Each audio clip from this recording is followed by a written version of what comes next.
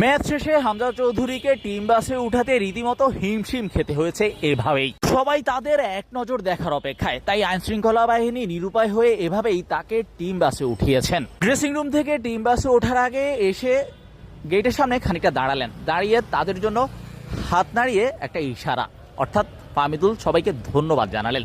তারপর তিনিও টিম বাসের পথ ধরলেন।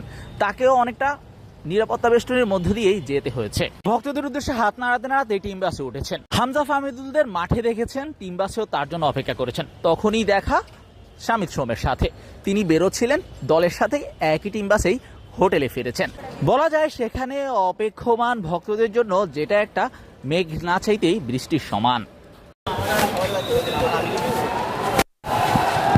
ভক্তরা ম্যাচ শেষ হওয়ারও ঘণ্টাখানেক পর ফুটবলারদের টিম বাসে ওঠার অপেক্ষায় আছেন।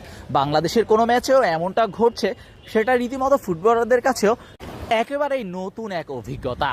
তার ওপর বাংলাদেশ ম্যাচটা জিতেছে 2-0 গোলে। হামজা চৌধুরী গোল করেছেন, জামাল অ্যাসিস্ট করেছেন, অর্থাৎ একেবারেই সবকিছুই যেন 16 কলা পূর্ণ হওয়ার মতো।